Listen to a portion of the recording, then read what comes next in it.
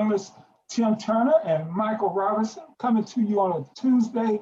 Hope everybody's all tucked in if you're in one of these snowstorm areas and safe and warm. Welcome, gentlemen. How's everybody doing tonight? Great tonight. We're nice and toasty here in Atlanta. It's at 21 degrees, but we got no snow. Yeah, 21 degrees. Michael. Yeah, like I said, overcast, still somewhat daylight, but it's starting to turn to dusk. So, typical Bay Area weather where it's like different different scenarios all over the Bay. So, not the snow, but then of course I grew up in that, so I'm not sitting there going like, oh my goodness, what is that like? I already know. Below zero, everything. I've been through all of it. Exactly, man. I wouldn't wish this on anybody. But the funny thing, my sister called me from North Carolina tonight. It's going to be 20 degrees tonight. I'm like, sis, please. Please. I'll take 20 right now. It's supposed to be minus 10 tonight. Give me 20 degrees. Minus 10. But I think it's, like Mike's saying, it's all relative.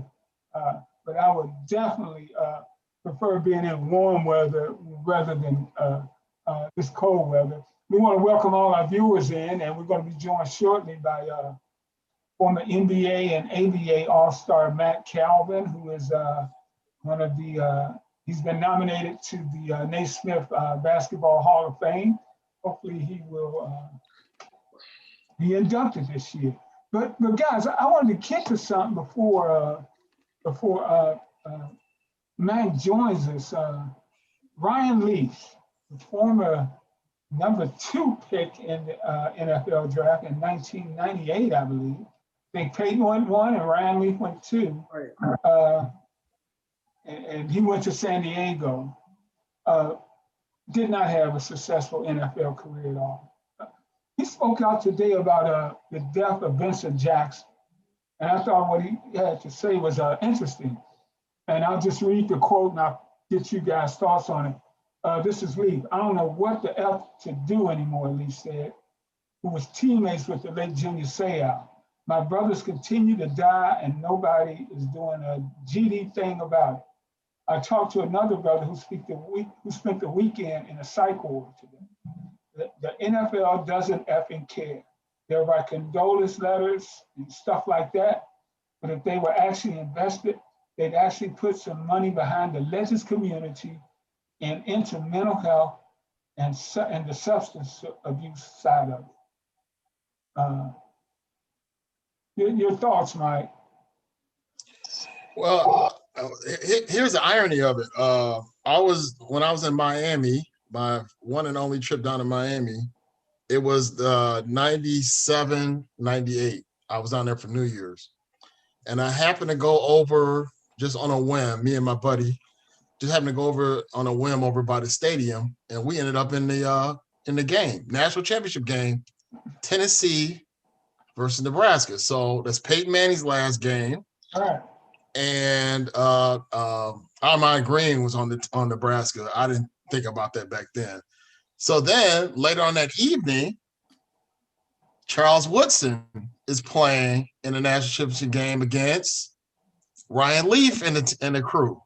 So all these people were involved that same night, and both of them were going for national championships because Michigan and Nebraska were co-national champions that year.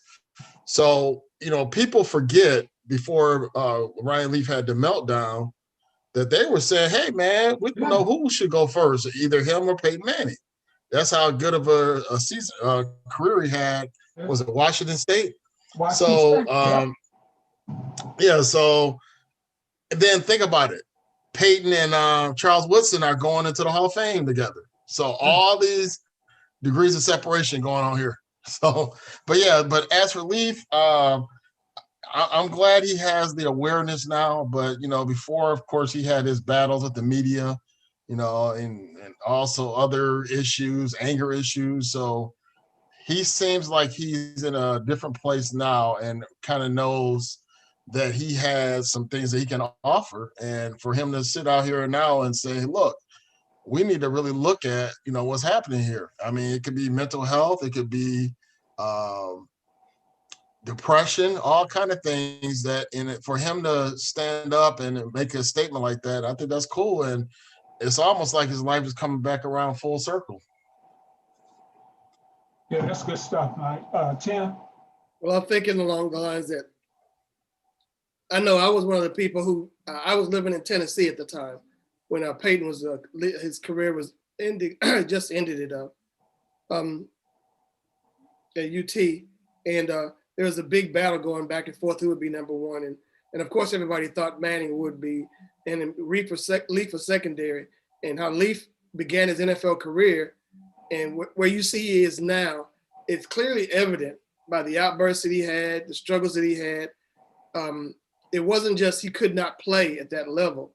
He had some substance abuse issues and he had some mental issues, and nobody really addressed them. Nobody addresses those issues until it's too late, after the fact, or not at all. There isn't something seemingly, they'll test for marijuana and all this other stuff, performance enhancing, but they don't talk about anything where people may be on prescription drugs or whatever else that they're doing, and how it impacts them off the field. I wonder, like that, I know there were some players who played in the Super Bowl who had significant injuries, and they played in that game, and you wonder about what kind of drugs they used to be able to play. You see people who get really injured, and it seems like they go to the locker room and they're at 75, 80%, but they're back out there. It's really a game for healthy people. It's not for people who have any variations or any shades of kind of mental or physical illnesses or ailments. They'd always say this one thing that's so crass but true, to a truism for the NFL, the best ability is availability, and that's really all they care about. If you got some issues or whatever, they don't listen. It isn't known. Somebody had to know what was wrong with Vincent Jackson, and that's what Leaf was really referencing, was the death of Jackson recently. And somebody, it had been over the weekend where this guy, family was looking for him, and then the police found him, and he said he's in a hotel room. But then a couple of days later, he's dead.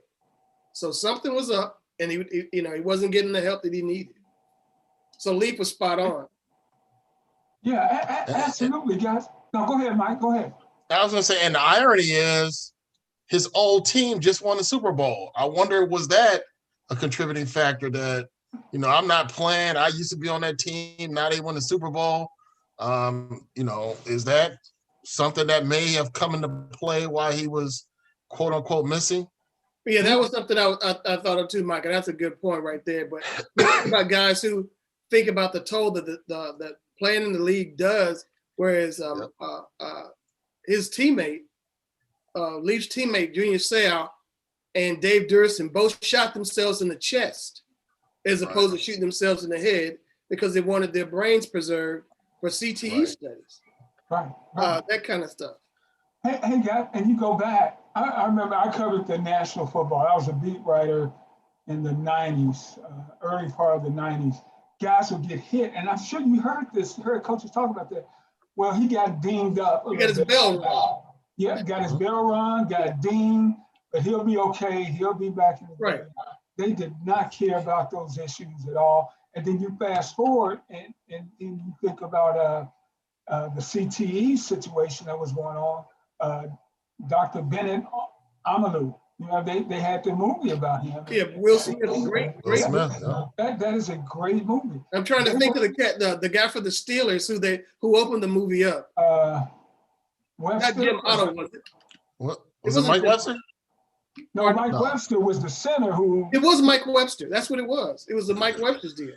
It was Mike Webster, right? Hall of Famer. Yeah, what he went through. Yeah, the dude, his mental health just plummeted, and he was a shell of who he was.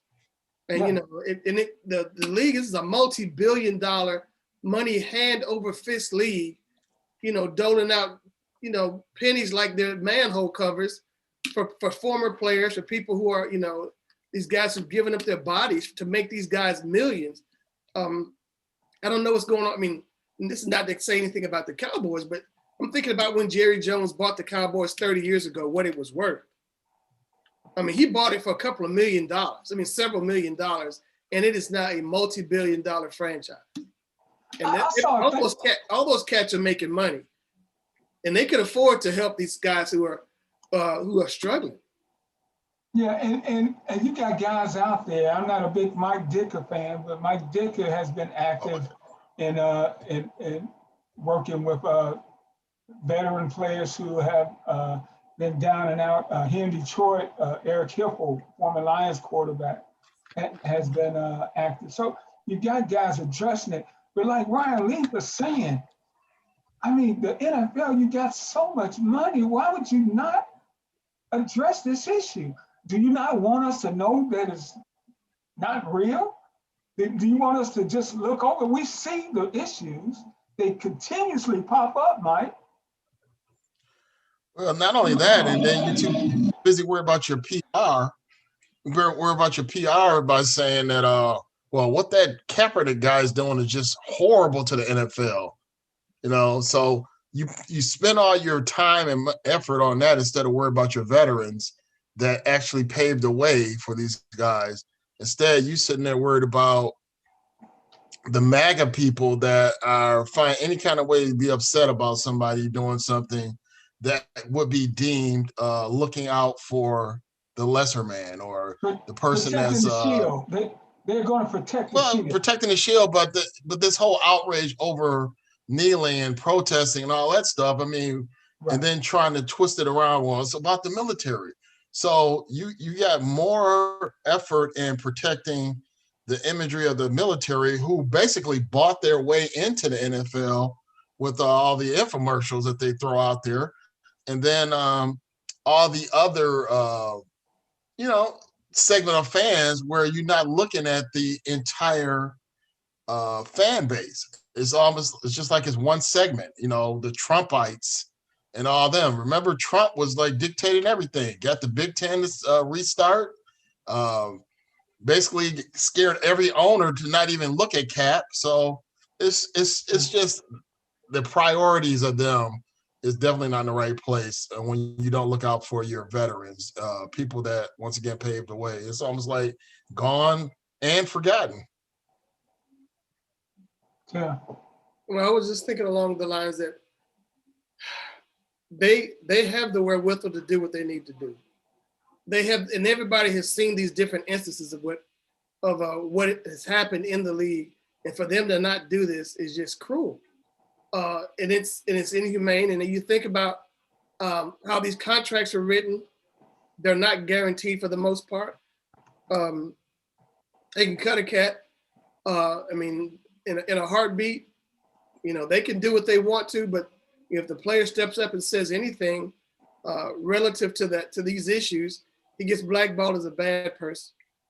And that bothers you because they can't be, you know, just be human about stuff. There's some teams that take care of their people. There's some folks up there who really have a heart for their guys, but it's not a prevailing sentiment. It's just how they treat the athletes. And you know, the NFL has tried to deny the CTE issue. They come around a little bit on that, but initially they poo-pooed it. And in 2016, after Dr. Amalu's movie and everything, they pledged $100 million to address the CT issue. But think about it. That's nothing. That's a drop in the bucket. That's nothing. And then they spend $100 million on all these commercials about how they're improving the equipment and the helmets and all this other stuff that they try to go their propaganda. And then they couldn't help themselves in terms of the propaganda they're pushing about how they got the season to play with no games that were canceled. And, you know, this was really great. And they really were looking out for the players. And, you know, that stuff right there kind of rubs you the wrong way when you know that's all it is PR. Absolutely. And don't forget that 100 million they threw at black causes and try to get that other group to basically say, okay, we're gonna throw this money at you guys so we can kind of push this Appease Kaepernick these guy other out the guys. way. Yeah. Yeah. Yeah. But hey, guys, we're going to keep it moving here because we are joined by basketball royalty, nominated to the 2020 Naismith Basketball Hall of Fame. We hope you get that induction. USC standout. This man was named the greatest point guard in the history of the ABA, and he is our friend, the one and only Mr. Matt Calvin. Matt, what's going on, man? Can you hear us?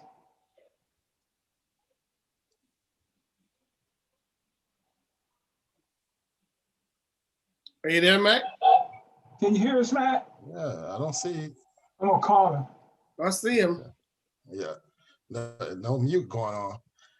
Yeah, But yeah, but speaking of that, to have that distinct honor of being the best point guard in ABA history, wow, there are some great players that came out of that league. Oh yeah, So, absolutely, absolutely. Yeah, that's absolutely right.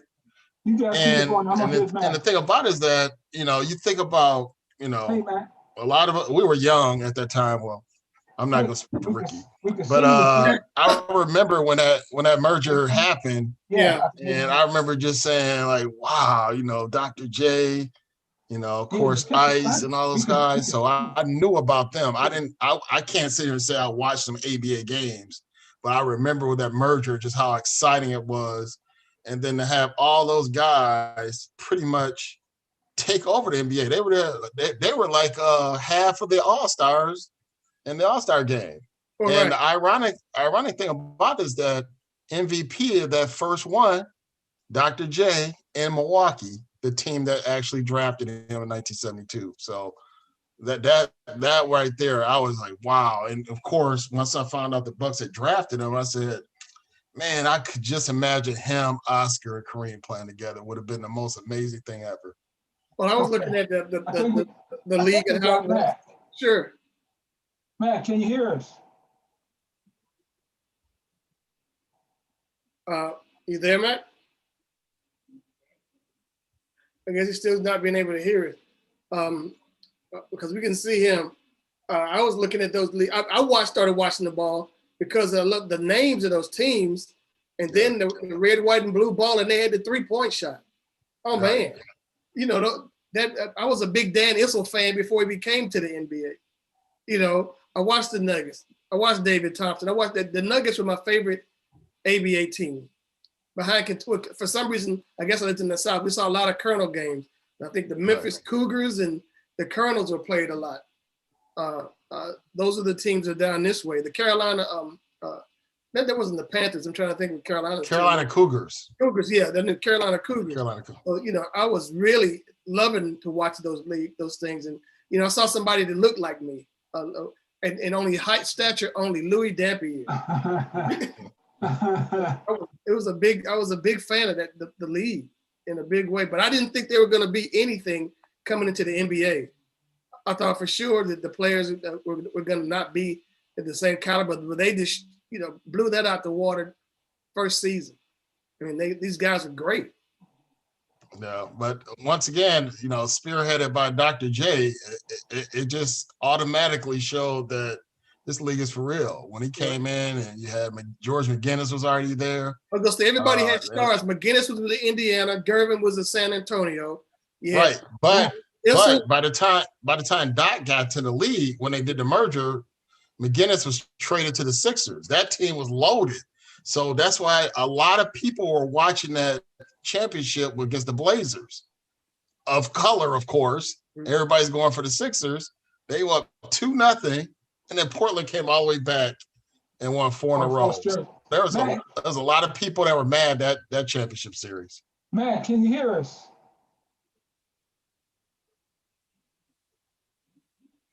Looks like we're not having any success with Mac on because it's on the iPhone, and the mute is off. Yeah, that's funny. Matt.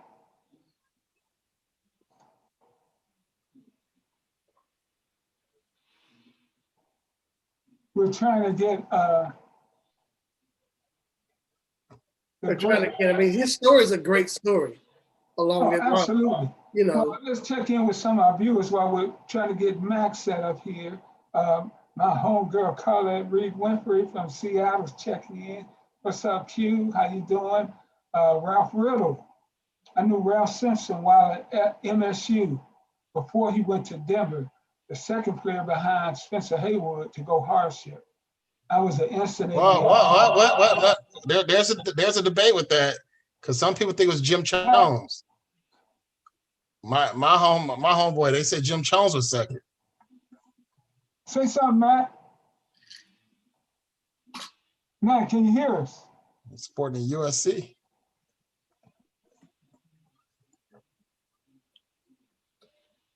Mike. Yeah, so Riddle, you got to look that up again because from what I understand, Jim Jones was second, and of course I'm biased because that's my homie from Wisconsin. But yeah, because Jim was at Marquette, and Al McGuire actually, told him that, hey, if you gotta take care of your family, then you should go. So he was supposedly right after Spencer Haywood. And he played on the Carolina Cougars. Okay. Yeah, because he told me when I was covering the Cavaliers, he and I used to talk all the time. He told me that Michael Jordan came up to him one day and said, Ricky? "Hey, yeah, we Jim can from hear the Carolina Cougars." Hey, we got Mac. We can hear you. Can you hear us? Can you hear me? Yes. Yeah. Yes. Can you hear us? I can't hear you. It sounds like the audio on your side is difficult to hear. That's right. But yes, we can hear you, Matt. Let's see. All right. Well, Mac, my first question to you is, how about LeBron and those Lakers? Matt can't hear us. He can't hear us. Oh, you can't hear us? We can hear him, but he can't hear us. Okay.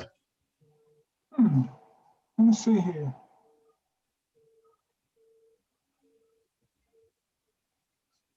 Well, maybe you need to send him a text or something.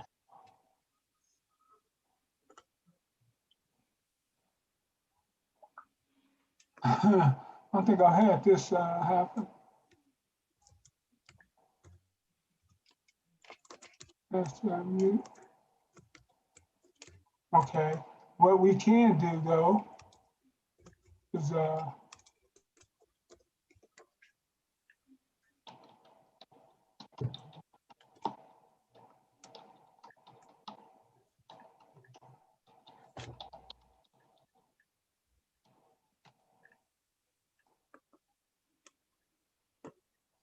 No, I cannot hear you.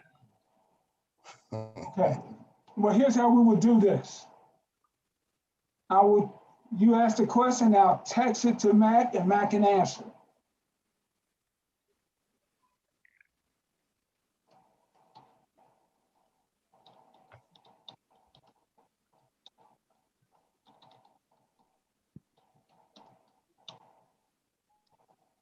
I'm asking Mac his thoughts on being nominated to the Hall of Fame.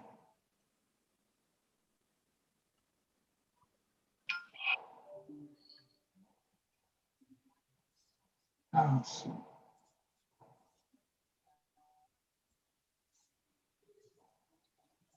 Matt.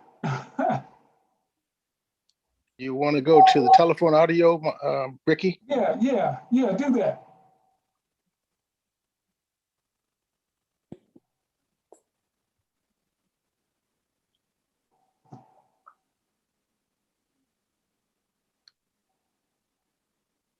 Hey man, I see folks on CNN have technical difficulties. Oh, I love to see the pictures freeze. So I say it's not just us. Exactly, man. Exactly. Mac, when you just speak up when you. Well, let's not forget that it's Fat Tuesday today for Mardi Gras.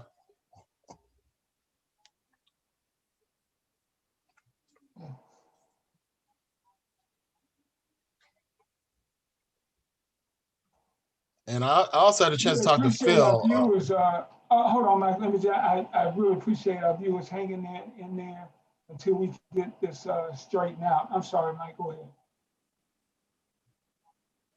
No, I was saying I had a chance to chat with Phil after the Daytona, where they had the wild finish, and then Bubba ended up 17th. And we talked about that last pit stop that changed everything, because Bubba was actually third, Bubba Wallace, and then they did the multiple pit stop with the Toyota team, and they never got back into the mix.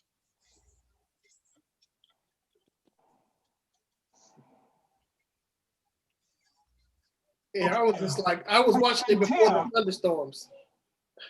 Yeah.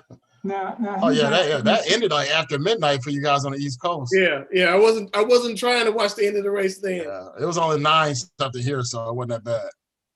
You hear us now, Mac? Yes, I can. Okay. Oh, fantastic, man. We're good. Man, now let me go back and give my official welcome to the one of the nominees for the 2021 Basketball Hall of Fame, the pride of Southern California, one of ABA's greatest players, Mac Calvin. What's happening, Mac? Hey, thank you so much for allowing me to be on. Michael must have muted me or something. He didn't want me to talk tonight.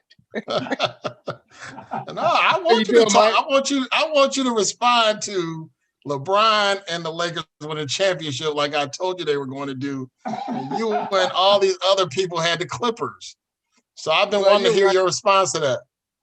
No, I tell you what, I was wrong. I do apologize when I'm wrong. And they had a little bit too much firepower. And the one thing that I said before, the team that was going to win it was a team that had to be together and was going to needed a leader. And LeBron was that leader. He brought them all together, and they just gelled at the right time. That was a difficult situation for those young athletes to be in a bubble for something like 90 days. It was very difficult. Yeah, I agree. Go ahead, Tim. Michael, I don't think they'll win it this year. I think they're in trouble. Okay. Yeah, with AD out there, you never know though. This AD injury might be debilitating. That's my point. That's exactly my point. You know, he's going to be out. They said at least 30 days. And when you're dealing with an Achilles tendon and dealing with that calf, because that Achilles tendon is part of the calf, and it just rose up on you. And he's 26, 27. They can't afford that. Certainly coming off of a $240 million contract. So they'd rather him to be out the rest of the year than to come back and risk a severe injury. Well, we were talking before you could hear us about the ABA and coming into the league with the merger. And what was it like? Did you guys have a chip on your shoulder, the teams that came into the league? We certainly did. You know, of course, about 3 years prior to the merger, we played, I would say, at least 60 games doing exhibition against the NBA. And I think we won something like 75, 80% of those games. And it was, even though it was an exhibition game, we played like it was a playoff game. And so we had heard about the Earl Monroes, Oscar Robertson, and Walt Frazier. And, you know, I thought all of them were big guards, but they were slow as a Mississippi Creek, you know. and so we really went after him. You know, I was young at that time, but it was competitive basketball. And of course, when we merged, those 4 teams came in, and I suffered an injury my 7th year in the ABA, and so I was about 60% of myself, and so that was a disappointing thing. But no, we definitely had a chip on our shoulders. Hey, Mac, I want to go back to the start of your career, and I definitely want to get your thoughts on where the league has come from since the time you played. But you grew up, and you ended up going to Long Beach. You went going to Long Beach Junior College, correct? I did. You went to USC to get your grades together. Right. Yeah. High school, Ricky, I had over 100 scholarship offers, but I was reading at the 7th grade level. And so when they saw my transcript and saw, they said, "This boy's too damn dumb. You can't get him in here," you know. So I had to go to community college, and it wasn't that I was dumb. It's just that I'd never really applied myself. I come from a very difficult family background with my dad, physical abuse, alcoholism, and so I never really studied. I never knew where the library was in high school or junior college, and so I had to really turn it around. And so I was able to get my AA and make the grades, make the dean's list, and then I had about 40 scholarships. I narrowed it down to UCLA and USC, and obviously I wanted to play at SC. I didn't want to play at UCLA. I didn't want to sit behind Mike Warren at that time. He was a great guard. But you ended up taking it to Mike Warren, because you guys ended up beating them and snapping, I think it was 41, 45 games. 46, 44, but Mike had graduated. Mike had gone. He was not playing that year. And he graduated the year before. They won a championship. I think that was in 68. And he was on that great team. And they came back to beat, if you recall, Houston. Right. But great guard. But I was very fortunate, and I was able to graduate from USC in 2 years and get my degree. I actually had to come back a couple of summers to get my degree, but it was the best decision I ever made. And guys, that's why I'm a big advocate for education for athletes, student athletes, and young kids as well. Well, that's what I was going to say. When you speak to groups, when people bring you in to speak and give motivational talks or talk about different topics, it's not like you did some sort of research paper. This was your life. And that lends more credence to what you have to say, because you talk about your difficult background. You didn't apply yourself initially academically. Then you worked hard at everything you got, and you see what happened to you. I mean, it works. It's a formula that works. Absolutely. And I think that too many young people of color, Black and brown, really don't have the basic educational foundation starting in elementary. They've done away with pre-kindergarten, pre-start, Head Start. And so kids are coming in behind the curve from versus other kids from other communities whose parents started them reading when they were 1, 2 years old. And so we were behind the curve. And my focus was basically sports. And I didn't have parents to push me. Dad only went to the 4th grade level, and my mom graduated from high school. And so education is important. You got to have that foundation, that base to start off with. I never didn't take Spanish until I was in community college. I didn't know what a period, a comma, or to complete a sentence was. So I had to really learn. It wasn't that I wasn't dumb. It's just that I didn't understand, that language. But so I'm a big proponent today of education, and I talk to thousands and thousands of kids through my foundation, Mike and Michael and Ricky. And I just think that that's the key for our kids, and certainly kids in underserved communities, to get a head start or jump an opportunity to have a better education, or even learn a skill. So how do you feel about your calling, as you could say, that you were used as a vessel as a great basketball player, but now you're impacting lives big time right now with your motivational speaking and also emphasis on education, definitely for the athletes. So how do you feel? How do you, when you wake up, say, man, you know what? I never thought I'd be in this position, but right now I'm making a bigger impact than maybe I did ever on the court. Thank you for that. I'm passionate about, our young kids. I think our young kids, they have the fingerprints on a better future for the United States. And I think that it all starts with communication. It starts with a basic understanding of relationship, social justice for everybody, Black, white, brown. And I think that's the world we're living in. And these young kids, they get it. And then along with that, the educational component is really critical for certainly our underserved, underprivileged kids, and so I think that it's important for me to use my platform and other athletes like LeBron, who have started a school and funded the school and funding housing around that particular school in Akron, Ohio. I think it's going to take people where these kids can say, wow, man, he came from this side of the tracks. I lived in the projects, a family of 10. And if he can make it, I can make it. Our young kids have to be, we have to be champions for our young people. We have to show them that they can, that there's greatness inside them, and that if given the opportunity, they need to be. Now, I will say that one of the major problems, and last year before the pandemic, I worked for a school district as a mentor. And one of the issues and challenges we have is with our educators. They're not as passionate. If a kid's not up to that level from a educational standpoint, they may have some psychological issues, which most kids, a majority of the kids do from underserved communities. Those teachers are ready to push them aside, and not really give them the attention that they need to, and they feel good about themselves. And they may be behind the curve. I was behind the curve, but I had teachers and coaches that were willing to stick with me, support me, and get me the additional support that I needed. Hey, Mac, I'm sorry, Mac.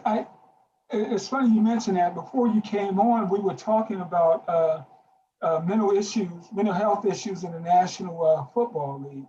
And I know you have done a ton of work with veterans from the ABA, guys who have been down and out and struggling financially. You've helped, I don't know how much money you've helped raise for some of these guys, money that they earned that you helped them collect.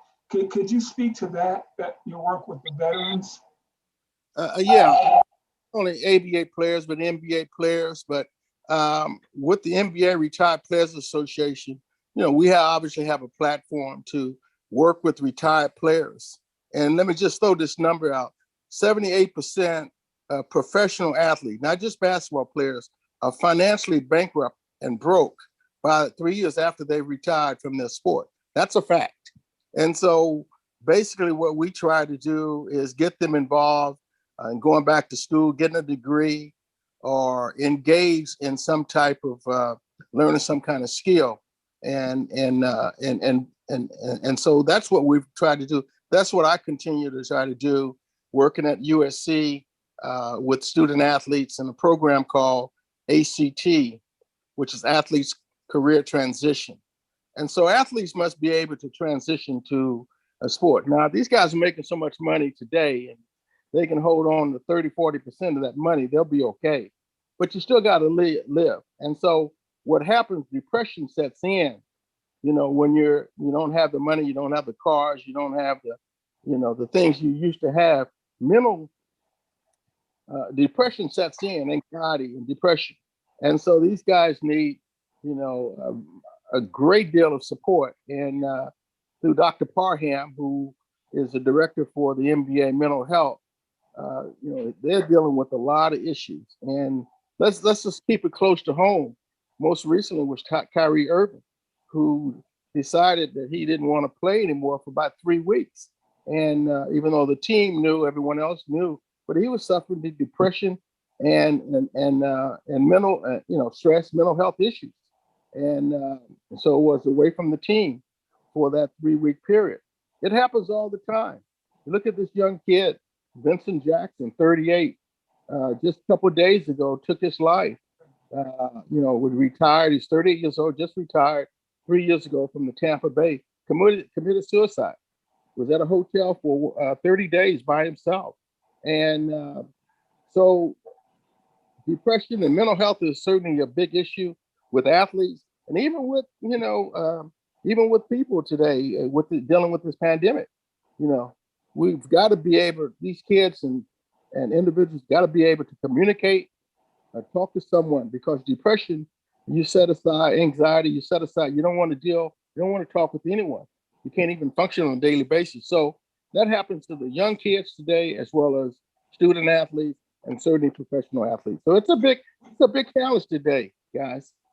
We talked, I know Kevin Love has spoke out about mental health issues. And we were talking earlier about the NFL's hesitancy to address CTE. Is the NBA doing a better job of addressing mental health? They have. Again, I was just sharing the name Dr. William Parham. He's the dean of education at the Loyola Marymount University, and he is the director. And he's got other staff members. So the NBA is doing a great job, and I think that there's a same thing with several psychiatrists and psychologists that I know that are working with NFL players. And so it's a major issue. And again, it stems back from our background. You think about the anxiety, you think about the issues and challenges that African Americans have growing up, mostly from a single mom. A woman is difficult for her to raise a son. And so you bring those challenges and those mental issues to the professional sport. You may be making a lot of money or engaging in your craft, but you take those mental issues home with you, the depression. And certainly if you're not playing well, or if you're maybe on the taxi squad in football, those are serious challenges that comes out in depression, physical abuse. If you look at the Antonio Brown and some of these other athletes, it's difficult today. They have to find some kind of device or some kind of vice to take away from that mental issues, and they know they can't go to drugs because they're being tested all the time. So it's a major challenge. And that other player was DeMar DeRozan. He came out and said it. Blake Griffin came out and said those guys had mental problems. So there's probably a lot more, but these guys are just not being honest with themselves.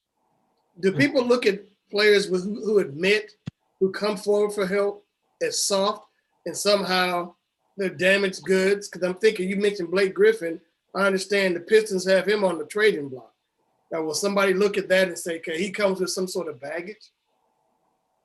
Not really, Michael. I think Blake Griffin issue right now is that all the surgeries and injuries he's had, he's only 40% of himself with 2 years left and probably $50-60 million on a contract. And so that they can't really trade him. You got to trade value for value. So if I trade a $25 million ball player, I got to get a $25 million ball player in back of ball players. And so it's going to be difficult for them to trade him. What I think will probably happen with Blake Griffin is that they will probably pay him off, reach some kind of, and then Oklahoma will pick him up because that's where he's from. The kid's only 30 years old, but he's not Blake Griffin of 2 or 3 years. Yes, Blake Griffin has not had a dunk all year. Not had one. This is the guy that jumped over a car in the All-Star game? The same guy that jumped over a car. Over the hood, to be, you know what? honest. I appreciate Blake. I watch the Pistons every night. I appreciate the effort he's given, but he just doesn't have it anymore. I don't know if he can touch the rim, man. And he's 16. He just cannot jump. He cannot get any lift. You got to have that athletic ability if you're going to play in the NBA. He's never been a three-point shooter. And he's always a guy that can back you down and jump over you or kind of finesse you around. He doesn't have that ability anymore. It's a shame, but that's the reality. The good thing is he's got $50 million remaining. Yeah. Hey, Mac, so you've had a connection with USC, right? So when you see player, I'd say you had a connection with USC for over the years. I'm saying, yeah, I got you. So when you have players come through like Baron Davis, OJ Mayo, and the great Harold Miner, Baron actually had, a great career. Well, actually, he was at UCLA. I'm sorry, but I know, but I'm saying that you got Harold Miner and OJ Mayo coming out of USC, probably two of the bigger stars besides yourself. But their careers. put Paul Westphal in there. He was probably okay. Paul Westphal. Okay, but their careers, the two that I mentioned, their careers just went just collapsed. You know, Harold Miner was only known for the dunk contest, and OJ had like a couple good years, and then he just faded to oblivion. So, what do you see happening with those guys? And did you have any kind of contact with those two? Well, certainly Harold Miner. I knew Harold very well, and he played for a great friend of mine, George Raveling, and he just, you know, he was an in-between guy. You remember they used to call him Baby Jordan, and based on the fact that he could jump and he could dunk, won the dunking contest, but he you know, he could not make a jump shot to save his life, and didn't have the ability to beat you off the dribble. You know, even though he was a first-round draft pick with Miami. He just, you know, now, you know, he just couldn't shoot it. And we, you know, he wasn't a 3-point shooter or anything like that. He just didn't have that ability. And so he just kind of, you know, faded out. But, you know, he did very well with his money. You know, has a construction company in Las Vegas, given a lot back to USC. In regards to OJ Merrill, you know, I think a couple years in college would have served him right. He was with the right team that really helped develop his skill set. You know, he was 6'4", athletic, was a shooter. And then after about 4 or 5 years, you know, he got involved with some drugs, you know, and that's what ran him.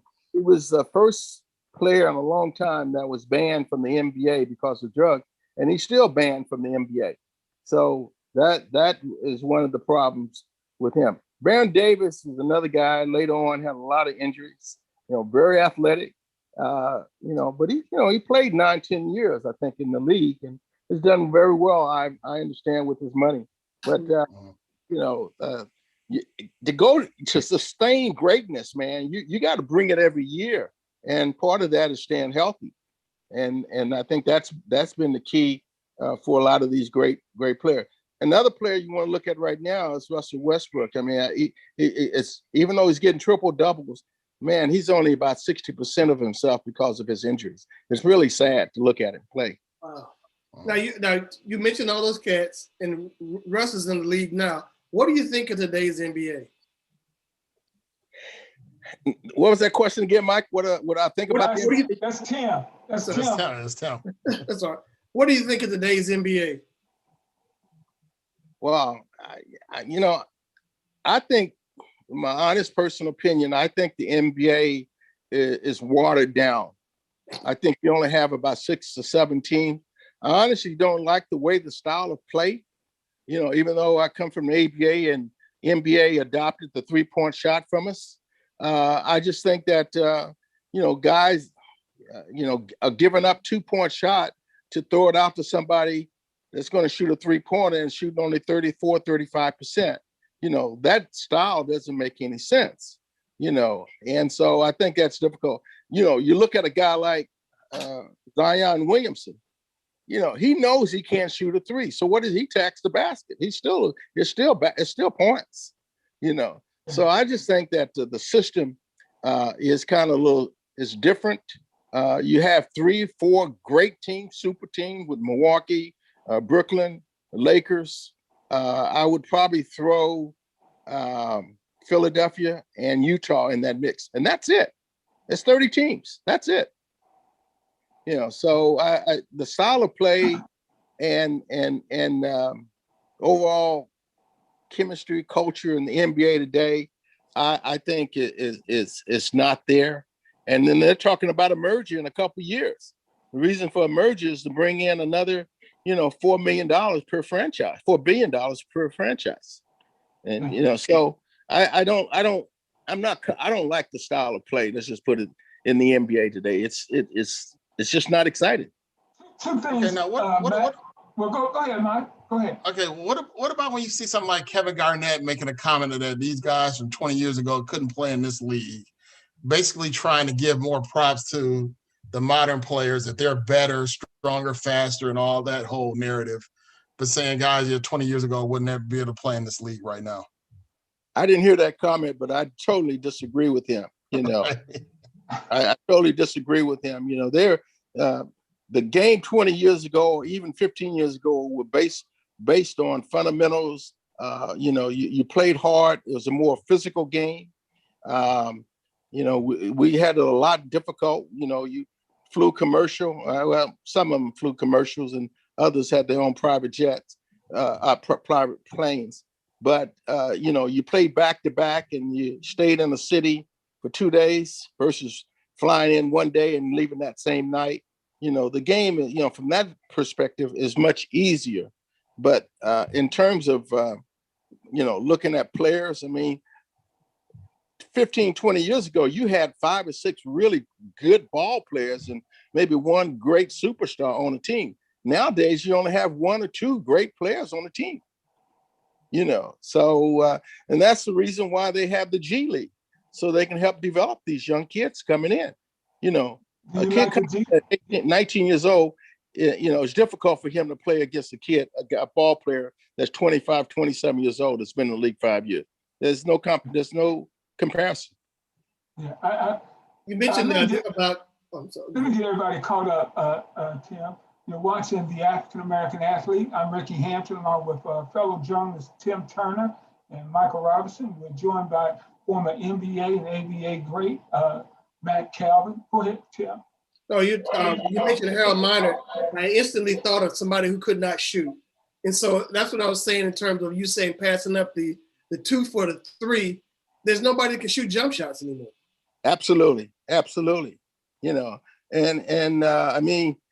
The best shooter today in this game is Steph Curry, but he works on it. He shoots 1,000 shots a day in practice. I don't. Other players shooting 3-point shot, their best percentage is 37, 38%. That's not a good percentage if I'm concerned. I'd rather shoot 54, 55% from the field, 2-point shot than, shoot another. That means there's going to be more rebounding. And then you have smaller players today. You don't have a dominating rebounding guy like Rudy Gobert in Utah. These players are, look at Houston, their starting lineup is 6'6", 6'7". The biggest tall guy. Sharonda Phelps checks in. It's not like it used to be. No posting in the paint, and kids are learning how to shoot a 3-pointer, and they're getting the Division I scholarship, but they're not real ballers. She says there's no Karl Malone, no Bernard King. I can name many. You're right, Sharonda. It's a lot of brothers out there that could do it. Hey, you talked about big men. Andre Drummond is another guy that's being sat down now in Cleveland. He's a young guy, was here in Detroit, incredible rebounder, and a good defensive player, not much offensively unless he can just dunk it. But I think he could really help somebody, man. Oh, no question about it, and he's just caught in that transition. We were talking about that earlier, Ricky. And, it's a shame what they're doing to him. Even though they want to trade him, they're telling him not to come to the arena, not to practice and do a lot of those things until they trade him. That I don't understand. I blame that on management. Play a player until you make a trade. And so he's a player that I think that if a Boston picks up, he would be instantly elevate that team. If someone like the Lakers pick him up, with AD being out, he's a much better player than Marc Gasol right now.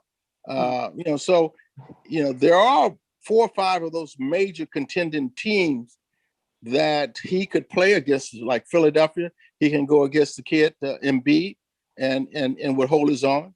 If he was in the West, he would go against guys like the Joker in Denver, Gobert, so he's an added piece. Somebody's going to pick him up. He's got $27 million this year, which half of that has already been paid. And so he would be an excellent addition to a contending team. And that's the only team that's going to pick him up. But he can defend the rim, runs the floor, he rebounds, and he can score in the paint and also get loose balls, get loose rebounds. So he's a great addition. But man, if I was Boston, I would pick him up in a minute with that young team. He would be perfect. You mentioned 2 guys that are on the trading block, and it's sort of, I saw this morning, I was looking at a Sports Center, and the Draymond Green going off on how they tell these players to sit and don't come to the arena, and they don't want to play these guys because I guess they don't want them to get injured and decrease their trade value. But at the same time, the league doesn't say anything. They come down on a guy like James Harden who requests a trade, or some other guy that requests a trade. But these guys are openly saying, we're not playing Blake, we're not playing Anthony, we're not playing Drummond because we're going to trade these guys. I mean, and Draymond also put on a tangent. He says, y'all went after Kyrie when he had a mental health day. You're talking about protecting the players. You don't think, people talking about you like that or talking about trades doesn't affect you mentally? So, I mean, it is, the league is trying to have it both ways, it seems. Absolutely. Yeah. Again, you got to have some form of respect for that player that you're trying to trade and, give him total respect as a professional individual. And you're right. And Draymond's going to say what he has to say, but he's absolutely right. There's been guys like Anthony Davis was fined $100,000 because he requested a trade. There are other players that requested a trade. I never saw them fine, the kid, James Harden, for requesting and dogging it, not really playing his best in 10 games, So that comes from an ownership standpoint. And I think you've got the great teams. You got to set a standard of professionalism and a culture of that. You're going to respect the players, vice versa. And that's, even though they picked up the kid, Jared Allen, who's a good player, but he's no Andre, he's no Drummond. Drummond's a much better player, but they want to move Drummond and realize that he's an unrestricted free agent. They're not going to get much from him. They don't want to sign him. So I think that's the challenge there. But it works both ways. Hey, we got So, Mac, go ahead. Okay, and then I'll come to you, Mike. Ralph Riddlecheck says, Mac, is the NBA watered down compared to back in your days, given what you said about the number of stars in the system on a team? Again, hold firm to my comment. There's no question it's watered down. You've got a lot of weak teams. I looked up the other day, with 30 teams, you only have 7 teams. You only have 6 teams in the East that have 500 better records. And in the West, you have 8 teams that are 500 or better. That's not even 50% of the league that are playing 500 basketball. Something's wrong with that picture, and it just tells me. So when you look at, and the whole thing is predicated off of potential. That's why they draft these young kids. They're 19 years old off of potential. I don't buy that. If you're going to draft them off of potential, then develop their skill set, develop them personally with your team, and so that's a problem. But to answer the question, I don't even think going back 10 years ago that I thought 10 years ago teams were a lot stronger. You had greater competition. You had players or better players on the team. You had 2 or 3 great players, maybe 1 superstar. So I don't think the league is that strong this year for whatever reason. And it's all because you have to develop players. Look at Cleveland, got a lot of young ball players, but they're not developed. Look at Detroit, a lot of good potential young ball players. So it's mind-boggling in terms for me. Look at New York. Now they've got a lot of young ball players, but look what they're doing. They're bringing in some veteran players like Rose, and I would say Randall's not young. He's got 5 or 6 years in the league, but he's developed with the right team. So I think it's management is the issue, in my opinion. They're looking for potential that's going to be great players 3 or 4 years from now. Look at the Magic. You can go on down the list. A lot of teams got 1 or 2 good ball players, and they're banking on those young kids coming out of college. That's going to be excellent, and they haven't developed. Hey, we're at 10 o'clock, but we're going to go another 10 minutes, if you don't mind, Max, since we took a while to get you on. To just let our viewers know, we'll go extra 10 minutes because we really love having you on. NBA great, ABA great Matt Calvin, 5-time All-Star, all ABA all-time team, Matt. That has to be just a tremendous honor. You're on there with the likes of the Good Doctor, the Iceman. Is there anybody that you see today that reminds you of yourself? My old friend, the late great Mel Daniels, used to talk about you coming down the hole and you weren't scared of anything. No, Mel, I love Mel. Mel busted my lip a lot of times, broke my nose a couple times. And, he would tell me from my rookie year on, when I was a rookie with LA Stars and playing the Indiana Pacers in the ABA championship finals, from day one, he would just tell me, "Don't you bring your little ass in here." He would just literally knock me on my butt. But I had a lot of respect for him. But hey, he was a great man. Great man. Yes. Yeah. I mean, he was one that started the group that we have now called Dropping Dimes, where I'm on the board and we help a lot of former players that are really struggling, and got about 108 players that are still living, and they're really in bad shape, having difficult times, and we're having to bury these guys. And we recently lost Bert Everett, who had 2 toes amputated and didn't have burial costs. So Mel started that program, and we've got a great board of directors like Reggie Miller and doctors on it. A lot of other great ball players. Gervin is on it.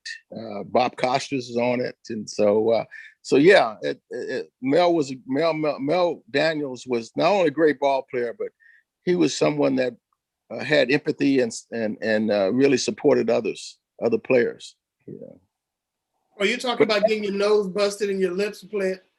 It's a much rougher game. It was a much tougher game than it is now. Whether there's no degrees of fouls. It was just, if you didn't die, you get back up and play. You fought. Guy hit you too hard, you fight. My rookie year, I had about 12, 15 fights. Because I was 6 feet, 165 pounds, and they would knock me on my butt. I mean, I grew up in the projects in Watts, man. So I learned how to throw the first punch. I didn't care how tall you were, how big you were. I threw the first punch and hope somebody come help me stop the fight. So, but no, it's a much physical game, and you go back to the throwback in the 60s and 70s. The big guards would post you up, and it's a different style of play today. I mean, I love the style, but I don't like the fact that there's no system. And I'm just going to sidebar a second. On defense, you have a 6'2", 6'4" guard switching off on a 7-foot center.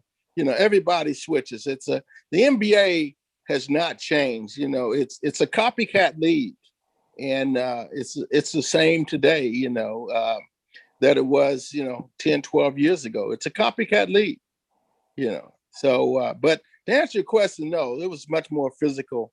10, 15, 20 years ago, and you had physical centers. That that would punish you. Oh yeah. Go ahead, Mike. All right, so going back to what you were saying about the league being watered down. See, that's the argument I've had with a lot of people when they try to diminish what Bill Russell did. They said, well, it was only 8 teams and blah, blah, blah, blah, blah, blah. I said, you guys don't realize when Michael first came in the league, it was 23 teams. 23 teams. He didn't start winning until they had those expansion teams. They had the 4 teams. Then the 2 Canadian teams came in by the time he got the 6 of them. So I said, if you really want to get technical about it, he played during a watered down time, which it was easier than, like you said, playing against the Cream Puffs and getting all kind of wins.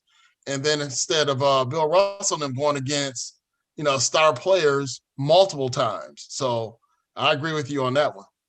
Michael, you got to also look at that era, in the 80s, in that conference, in that Eastern Conference, you had 2 or 3 tough teams. Boston was a tough out. Detroit was a tough out. Atlanta was a tough out. That's 4 or 5 teams right there, buddy. You can't name that in the West or the East right now. And so those were tough outs until they got, Dennis Rodman and a couple other players. Michael wasn't able to win. Michael couldn't beat Detroit. He couldn't beat Boston early on, because it was just him. And but Milwaukee was tough during those days with not Lanier, but with Marcus Johnson and Sidney Moncrief and Paul. Yeah, Lanier was there too. Bob Lanier was there too. Yeah. Those were tough outs. Can you name 4 or 5 teams that are that tough in the East right today or in the West? Now the West is a lot tougher. I would say, the 2 best teams, the Clippers, Lakers, and Utah right now. That's on paper. Denver, they've got good young players, but it takes mental toughness and it takes to have been able to get over. Dallas got a great young team, but they don't have the mental toughness. So I would say that it's much different today. I mean, you can go on a 4-game losing streak, man, and then you play Charlotte or Atlanta the next day, or Washington. And so, that's the difference today. I mean, you go on a 4-game losing streak during that era, man. You got to win. You got to come to play every night. And then if I would say to you guys, the other thing that I don't like about the NBA today is that when is it so fashionable or easy why guys have to take a day off for rest? Can you explain that to me? They're tired. They're tired of what? Going picking up their paycheck? Yes, it is heavy these days. It is heavy. Oh yeah. The poster boy is your guy in the Clippers. Well, Kawhi Leonard, but he's back playing back to back. But Paul George is the guy. He's missed about 4 or 5 games this year, but last year, and I think that really hurt them, their chemistry. You can't play today and then you're off tomorrow. I mean, that's a coaching. You don't see LeBron taking any days off. Just like baseball. Who goes 9 innings now? It didn't hurt Bob Gibson. No. I mean, LeBron's 47 years old. He don't take any days off. Hey, man, before we get out of here, you were up for the Hall of Fame, and you were from a guy from the projects of Watts. You were a 14th round draft pick of the Lakers, and you were drafted by the Stars. And tell us why you just selected to go to the LA Stars instead of the Lakers. Well, Ricky, that's pretty easy. Maybe it's gonna come out in my book that I'm right.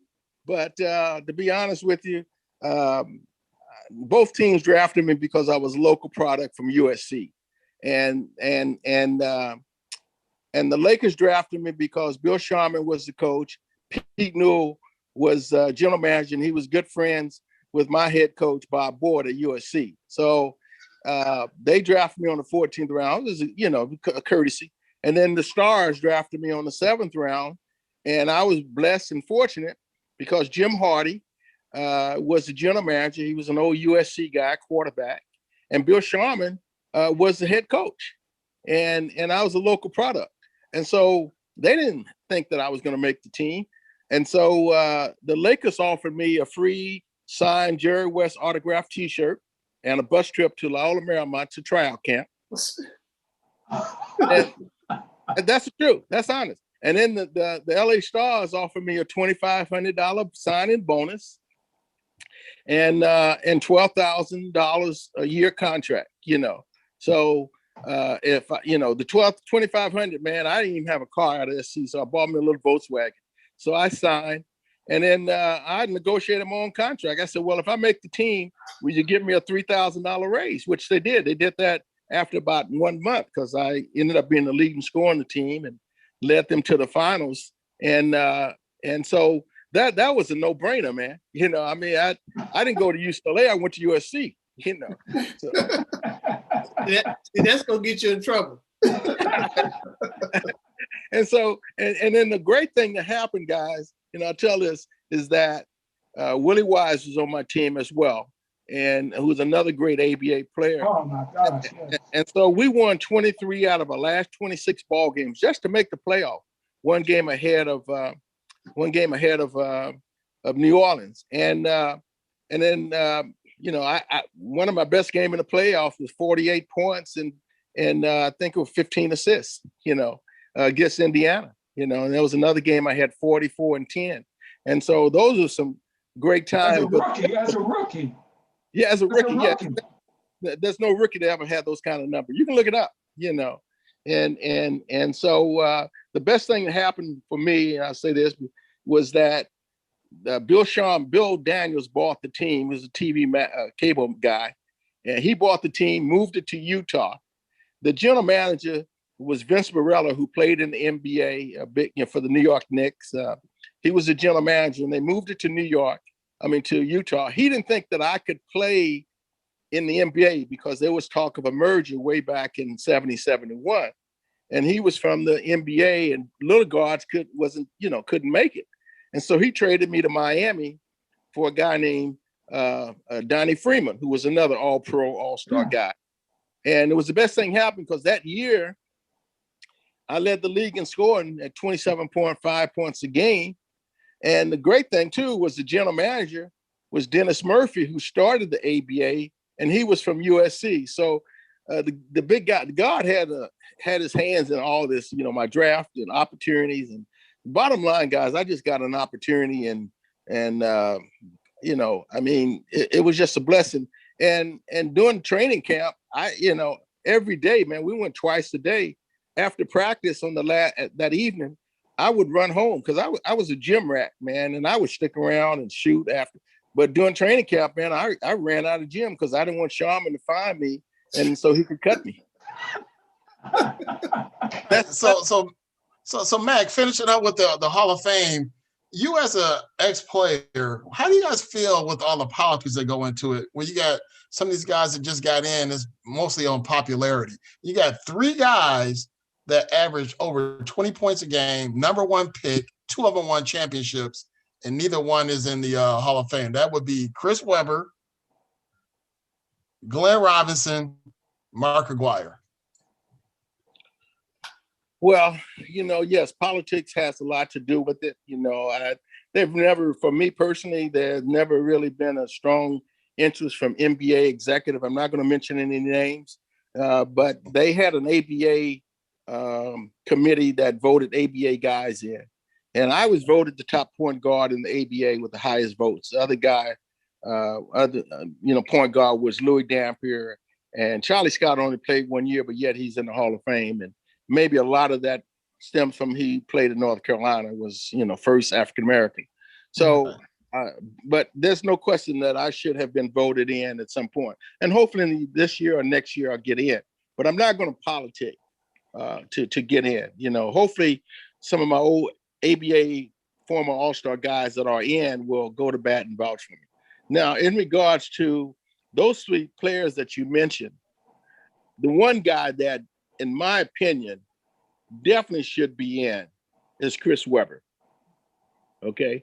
The problem, Tim and Michael and Ricky, is that they're still holding Chris Webber hostage for his situation at the University of Michigan, taking money and all those things. And Chris has never come clean and apologized and said, yes, I did that.